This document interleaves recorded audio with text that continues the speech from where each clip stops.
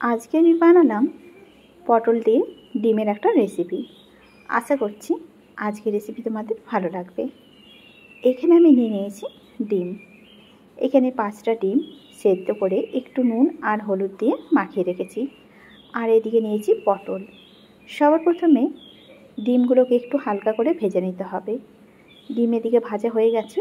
এবার ওই তেলের মধ্যেই দিয়ে দিলাম কেটে রাখা পটল।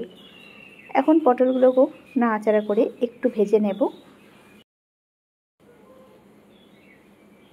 পটলের দিকে ভাজা হয়ে গেছে। এখন দেখো পটলগুলোকেও নামিয়ে রেখে দেব। দিয়ে দিলাম আরও একটু সর্ষের তেল। তেলের মধ্যে দিয়ে দিলাম কালো জিরে ফোড়ন। ফোড়নটা যখন একটু ভাজা হয়ে যাবে তখন এর মধ্যে একটা পেঁয়াজ কুচি করে নিয়েছিলাম, সেই কুচনো পেঁয়াজ তেলের মধ্যে ছেড়ে দিলাম। নেড়ে চেড়ে হালকা করে পেঁয়াজটাকেও একটু ভেজে নেব। কিছুক্ষণ পর দেখো পেঁয়াজটা বেশ লাল লাল করে ভাজা হয়ে গেছে। এখন এর মধ্যে দিয়ে দিলাম হলুদের গুঁড়ো আর লঙ্কার গুঁড়ো। তেলের মধ্যে হলুদ লঙ্কার গুঁড়ো দিলে এতে করে কালারটা ভীষণই সুন্দর আসে। তারপরে এখানে দিয়ে দিলাম পেঁয়াজ আদা রসুন বাটা। এখন মশলাটাকে খুব ভালো করে কষিয়ে নিতে হবে। এই সময় চুলার আঁচটা একবারে লোয়ে রেখে মশলাটাকে আমি কষিয়ে নিচ্ছি। মশলা কষানো হয়ে গেছে, মশলা থেকে তেল ছেড়ে এসেছি।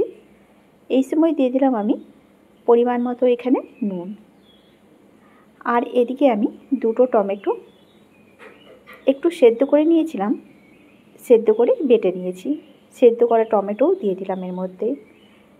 যেহেতু টমেটোটা সেদ্ধ করা, খুব বেশি আর মশলা কষানোর দরকার নেই। কিছুক্ষণ সময় এভাবেই নাড়াচাড়া করে নিয়ে এখন এর মধ্যে দিয়ে দেব আলু। আলুটাকেও আগের থেকে সেদ্ধ করে রেখেছিলাম।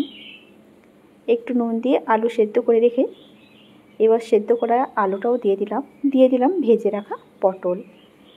এবার আবারও কিছু সময় ধরে পটল আলু দিয়ে মশলাটাকে এভাবে একটু নাড়াচাড়া করে নেব। মশলা ভালো মতো নাড়াচাড়া করে নেওয়ার পর দিয়ে দিলাম এখানে ভেজে রাখা ডিম। এবার ডিমটা দিয়ে আবার একটু নাড়াচাড়া করে এর মধ্যে দিয়ে দিচ্ছি পরিমাণ মতো জল। আমি খুব বেশি ঝোল রান্না করব না, তাই জলটা মাপ অনুযায়ী দিলাম। আর এখানে আমি গরম জলটা দিলাম। গরম জল দিলে যে কোনো রান্নার স্বাদটা ভালো হয়। একটু আবার নাড়াচাড়া করে নিচ্ছি, দিয়ে ঝোলটাকে একটু ফুটতে দেব। ঝোল ফুটে উঠেছে আর ঝোলটা অনেকটাই শুকিয়ে গেছে। এবার নামাবার আগে দিয়ে দিলাম একটু গরম মশলার গুঁড়ো, দিয়ে ভালো করে মিশিয়ে নেব। তৈরি হয়ে গেল আজকের রেসিপি ডিম দিয়ে পটল রান্না। আজকের রান্না এ পর্যন্তই। দেখা হচ্ছে নতুন ভিডিওর সাথে।